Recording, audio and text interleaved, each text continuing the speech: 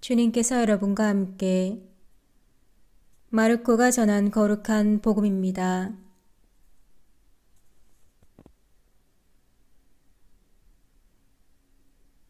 그때 성령께서는 예수님을 광야로 내보내셨다. 예수님께서는 광야에서 40일 동안 사탄에게 유혹을 받으셨다. 또한 들짐승들과 함께 지내셨는데 천사들이 그분의 시중을 들었다. 요한이 잡힌 뒤에 예수님께서는 갈릴라에 가시어 하느님의 복음을 선포하시며 이렇게 말씀하셨다. 때가 차서 하느님의 나라가 가까이 왔다. 회개하고 복음을 믿어라.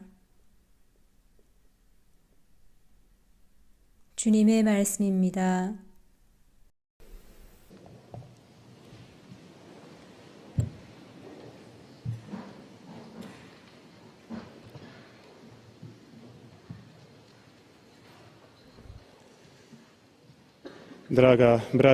사랑하는 형제자매 여러분, 우리는 매년 사순 제1주일에는 예수님께서 광야에 머무시면서 유혹을 받으시고 또 유혹을 이겨내는 내용을 듣게 됩니다.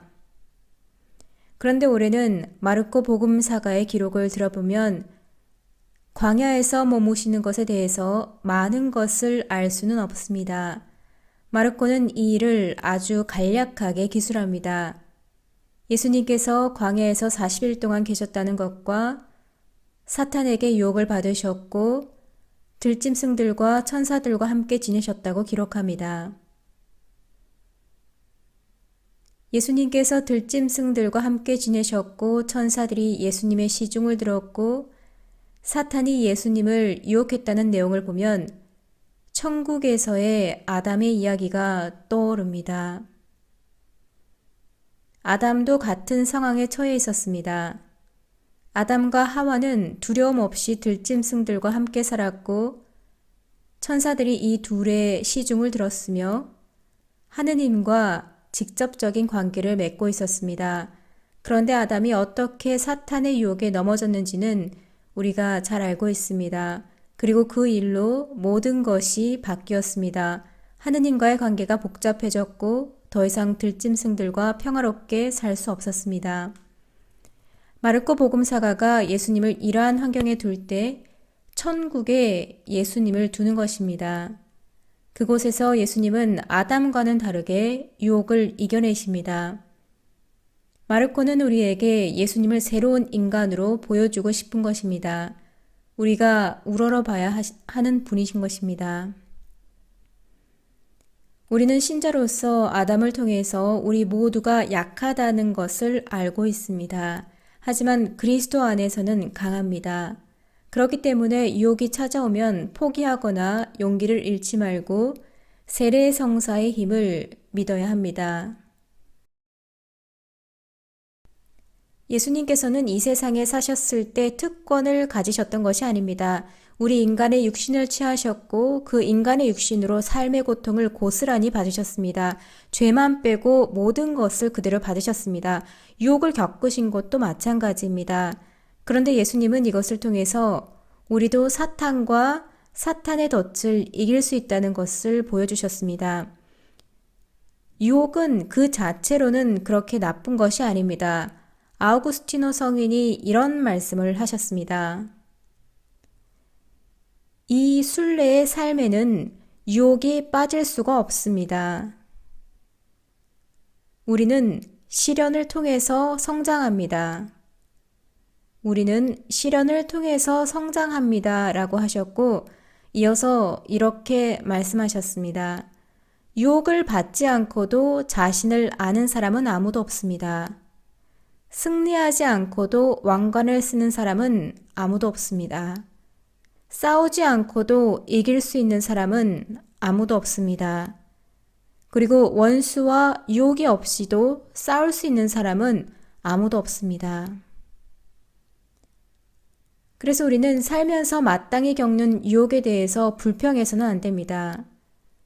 저희 사제들은 여러분 신자분들이 이렇게 말씀하시는 것을 자주 듣습니다. 좋은 일을 시작했는데 예를 들어서 매일 기도나 복음 말씀 읽기 같은 것을 시작했는데 유혹이 와서 모두 엉망이 되었다는 얘기입니다. 그러면서 어쨌거나 유혹 탓을 합니다. 그런데 유혹은 좋은 것입니다. 우리가 그리스도인의 삶을 살려고 하는 의지가 얼만큼인지, 하느님을 향한 사랑이 얼만큼인지, 어느 정도로 악에 맞서서 진정으로 싸우고 싶어 하는지, 즉 하느님의 가르침이 우리 삶을 다스리도록 하기 위해서 우리가 얼마나 투쟁하고 싶어 하는지를 보여주는 것이 유혹입니다. 그렇기 때문에 형제자매 여러분, 유혹이 와도 포기하지 맙시다.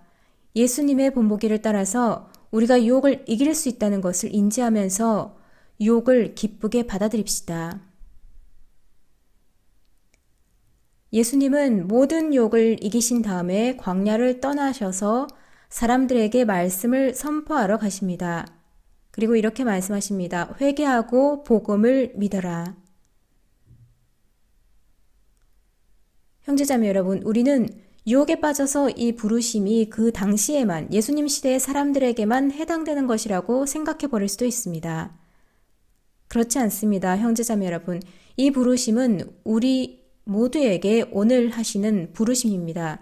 교회는 일부러 사순을 시작하는 이 시기에 우리에게 이 부르심을 둡니다. 회개하고 복음을 믿어라. 우리 각자에게 회개가 필요합니다. 그리고 매일의 회개가 필요합니다. 좋지 않은 모든 것, 하느님의 것이 아닌 모든 것에서 회개해야 합니다. 회개한다는 것은 돌아간다는 뜻입니다. 우리 그리스도인이 우리 근원으로 우리가 하느님의 자녀가 되었었던 때이고 천국에서 우리 위로 은총이 내렸던 때인 세례성사로 돌아가지 않는다면 어디로 돌아가겠습니까? 우리는 그 은총을 우리 삶에서 유지해 나가고 계속 그 은총으로 돌아가야 됩니다. 사탄과 사탄의 모든 호화로움과 죄를 끊고 그리스도인에게 맞지 않는 모든 것을 끊어야 합니다. 사순시기 동안 폭이 끊어버림에 있어서 그 무엇보다도 가장 먼저 해야 할 일은 죄를 끊는 것입니다.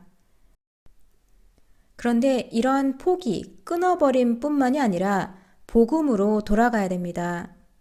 형제자매 여러분, 여러분들 중에 매일 복음을 읽으시는 분이 몇 분인지를 제가 지금 질문한다면 매일 작은 분량이라도 복음을 읽고 그 말씀을 묵상하시는 분이 얼마나 되시는지를 제가 여쭤본다면 정말로 몇 분 되지 않으실 거라고 봅니다. 그런데 복음은 우리의 핵심입니다. 예수님은 회개하고 복음을 믿어라 라고 하셨습니다. 하느님을 이해하고 신자의 삶을 살고 싶다면 매일 복음을 읽고 그 읽은 말씀을 묵상해야 합니다.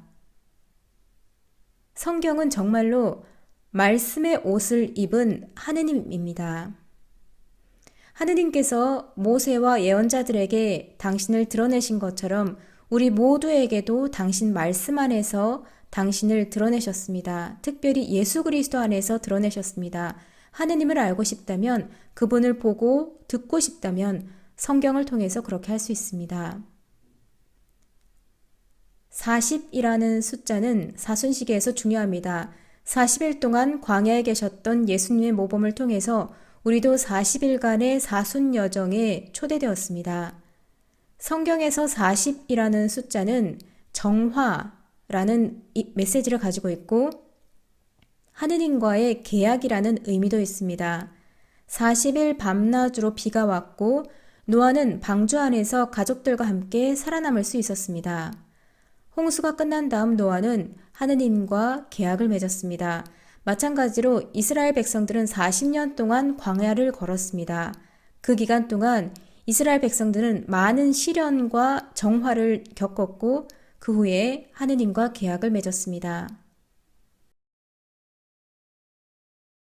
형제자매 여러분, 우리도 이 정화의 40일로 초대를 받았습니다.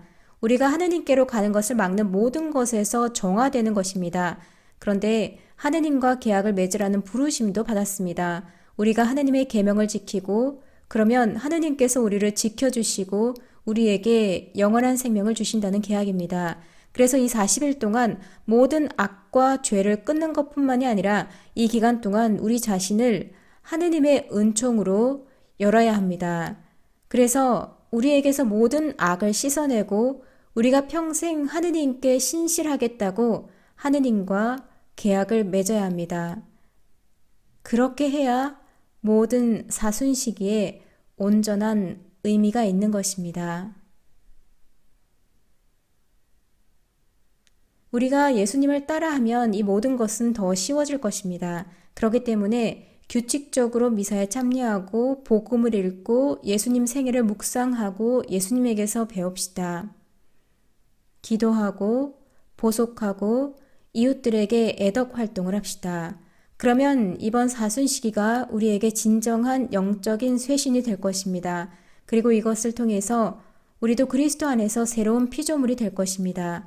우리는 우리 자신이 아담처럼 약하다는 것을 알고 있습니다. 그런데 우리가 그리스도 안에서 강하다는 것과 또 그분과 함께하면 모든 악을 이길 수 있다는 것도 알고 있습니다. 아멘.